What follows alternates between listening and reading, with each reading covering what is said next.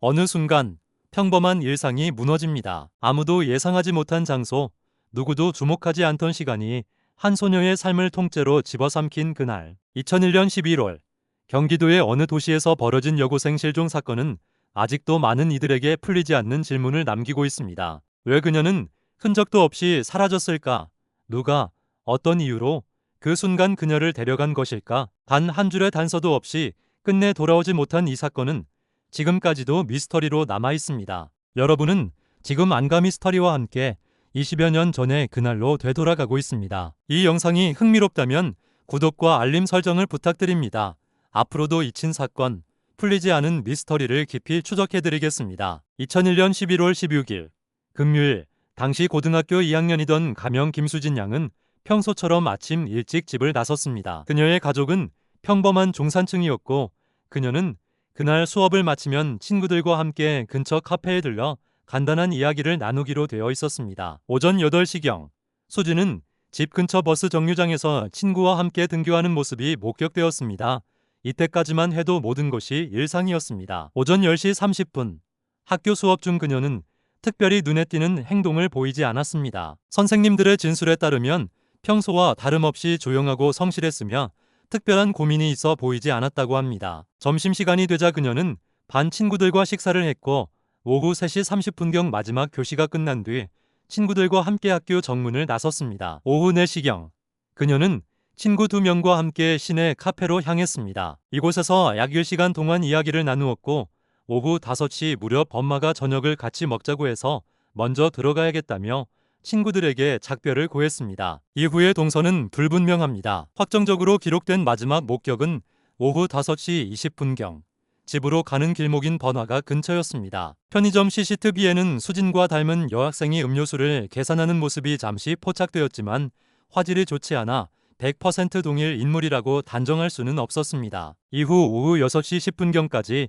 그녀의 휴대전화는 작동했으며 친구의 부재중 전화 기록이 남아 있었습니다. 그러나 그 뒤로는 전원이 꺼졌습니다. 11월 16일 오후 7시 수진의 어머니는 딸이 집에 돌아오지 않자 불안한 마음에 친구들에게 전화를 돌렸습니다. 친구들은 카페에서 헤어진 뒤 각자 귀가했다고 증언했습니다. 오후 9시가 지나도 연락이 닿지 않자 가족은 동네를 샅샅이 수소문했지만 그 어디에도 그녀의 모습은 없었습니다. 결국 다음날 새벽 1시경 부모는 경찰에 실종 신고를 접수했습니다. 사건 발생 초기 경찰은 가출 가능성에 무게를 두었습니다. 당시 여고생의 실종 신고는 종종 있었고 대개는 며칠 뒤 귀가하는 경우가 많았기 때문입니다. 그러나 가족들은 강하게 부인했습니다. 수진은 성실하고 내성적인 성격이었으며 집과의 관계도 원만했고 별다른 불만을 토로한 적이 없었기 때문입니다. 더욱이 그녀의 지갑과 교과서, 집 열쇠는 모두 그대로 있었고 갑작스러운 가출로 보기에는 정황이 맞지 않았습니다. 11월 17일 오전 경찰은 수진이 마지막으로 목격된 거리 일대를 중심으로 수색을 시작했습니다. 그러나 당시까지만 해도 대규모 수색은 이루어지지 않았습니다. 실종 후 48시간이 지나기 전에는 범죄 연루 가능성을 단정할 수 없다는 이유였습니다. 언론 보도는 사건 발생 사흘째부터 나오기 시작했습니다. 지역 신문에는 경기도 숨긴표시 여고생 실종이라는 짧은 기사 한 줄이 실렸습니다. 그러나 전국적인 관심을 끌기에는 부족했습니다. 가족들은 전단을 만들어 시내 곳곳에 붙였고 방송국에도 제보했지만 큰 주목을 받지는 못했습니다. 수색 과정에서 몇 가지 단서가 발견되기는 했습니다. 한 택시 기사가 11월 16일 저녁 교복 차림의 여학생을 태웠던 것 같다고 진술했습니다. 그는 목적지가 정확히 기억나지 않았지만 중간에 손님이 급히 하차했다고 했습니다.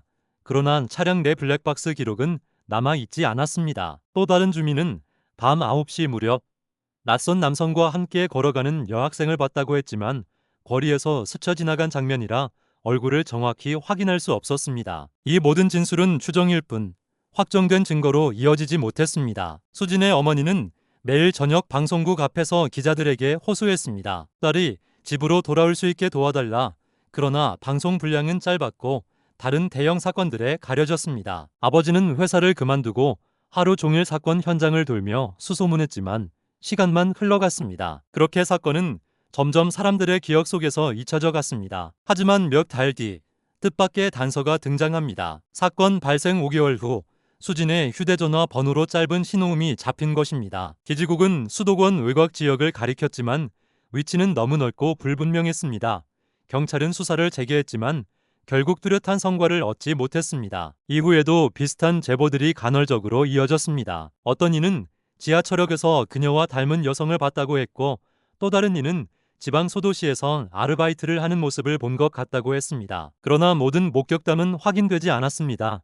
반전처럼 보였던 단서들은 하나같이 공허하게 흩어져 버렸습니다. 2020년대에 들어서도 사건은 여전히 미제로 남아 있습니다. 경찰은 장기 미제 사건 전담팀을 통해 재검토를 시도했지만 당시의 증거물은 보존이 충분치 않았고 CCTV 기록은 이미 사라졌습니다. 유일하게 남은 것은 실종 당일 오후 5시 20분 편의점 CCTV 속 흐릿한 장면뿐이었습니다. 수진의 친구들은 이제 성인이 되어 각자의 삶을 살고 있습니다. 그러나 그날의 기억은 누구도 지워내지 못했습니다. 당시 함께 있던 한 친구는 훗날 인터뷰에서 이렇게 말했습니다. 조금만 더 같이 걸어줬더라면, 집 앞까지 데려다줬더라면 아마 평생 후회할 거예요. 수진의 부모는 아직도 생일마다 작은 케이크를 사서 촛불을 켭니다. 어머니는 딸이 어딘가 살아있다면 오늘도 이 촛불을 볼 수 있기를 바란다고 말합니다. 하지만 해가 갈수록 그 믿음은 희미해지고 있습니다.